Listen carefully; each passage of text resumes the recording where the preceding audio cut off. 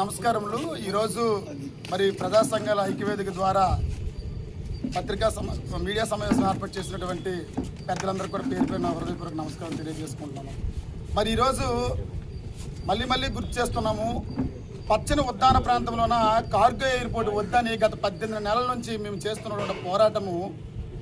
దీన్ని ఇక్కడ కేంద్ర మంత్రి అయినటువంటి పౌర విమానయాన శాఖ మంత్రి శ్రీ కింజరాపు రామ్మోహన్ నాయుడు గారు దయచేసి మీకు మరొకసారి గుర్తు చేస్తున్నాను సార్, ఈ యొక్క ప్రజా ఉద్యమాన్ని, ఈ యొక్క ఐక్య ఉద్యమాన్ని మేము నిస్వార్థంగా రాజకీయ పార్టీలకు అతీతంగా చాలా పగడ్బందీ ప్రణాళికతోని బాధితులు ఏమనందుకు కూడా ఐకమత్యంతో చేస్తున్న పోరాటాన్ని మీరు రాజకీయ కోణంలో చూడొద్దని మరొకసారి నేను మనవి చేసుకుంటాను. ఎందుకంటే నేను ఒకటే సూటిగా మిమ్మల్ని అడగదలుచుకుంటాను. మేము కానీ ఇక్కడ ఈ స్థానికంగా ఉన్నటువంటి ఎంతోమంది మేధావులు చెప్తున్నటువంటి విషయం ఏంటంటే, మన పలాస నియోజకవర్గానికి మీరు కార్గో ఎయిర్పోర్ట్ తీసుకొచ్చారు, దానికి మేము వ్యతిరేకించట్లేదు. బాధితులు 50 మందిని కూడా మేము ఎవరం కూడా వ్యతిరేకించట్లేదు. అభివృద్ధి దృష్టిలో పెట్టుకొని మీకు వచ్చినటువంటి చక్కనైన అవకాశాన్ని మీరు వినియోగించుకోవాలంటే మేము స్వాగతిస్తున్నాము. కానీ పచ్చని ఉద్యానాన్ని తప్పించి మరొక 2-3 ప్లేసులు మీకు చెప్పడం జరిగింది. నేను ఈరోజు సూటిగా అడగదలుచుకున్నాను, మీకు చెప్పినటువంటి ప్రదేశాలు ఇప్పుడు వజ్రపుత్ర మండలంలోన సుమారు 1874 ఎకరాల ప్రభుత్వ భూమి ఉంది. అక్కడ మీరు నిజంగా కార్గో ఎయిర్పోర్ట్కి అక్కడ అనుకూలమా?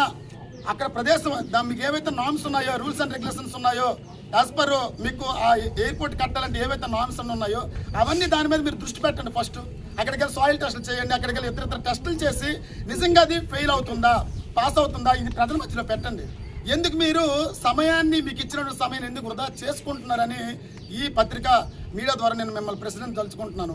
దయచేసి ఇక్కడే మన పలాస టౌన్కి అనుకున్నటువంటి మెండి తోట కూడా సుమారు 800 ఎకరాల భూమి ఉంది.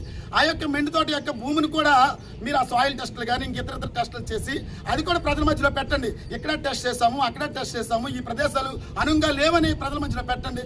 ప్రజలు కూడా ఆలోచిస్తారు కదా, ఎందుకు పదే ఉద్యానాన్ని లేపే ప్రయత్నం మీరు చేస్తున్నారు?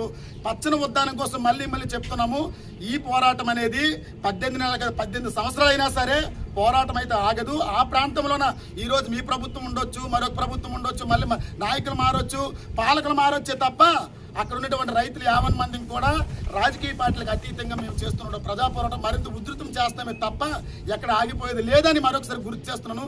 ఈ విషయాన్ని ముఖ్యంగా ఈ మీడియా ద్వారా జిల్లా కలెక్టర్ గారికి నేను చేతులు జోడించి రిక్వెస్ట్ చేస్తున్నాను. మీరు ఈ జిల్లా బాస్గా ఉన్నారు, మీకు అన్ని విషయాలు సార్ గత 18 నెలలు ప్రతిదీ కూడా మేము కాదు, మేము ఒక బాధితుడిగా నేను మాట్లాడుతున్నాను, ఒక భారత పౌరుడిగా మాట్లాడుతున్న ముందు ఉద్యానము అభివృద్ధి, ఉద్యానంలో ఉన్నటువంటి మంచిని కోరుకునే వ్యక్తిగా నేను మీకు రిక్వెస్ట్ చేస్తున్నాను సార్.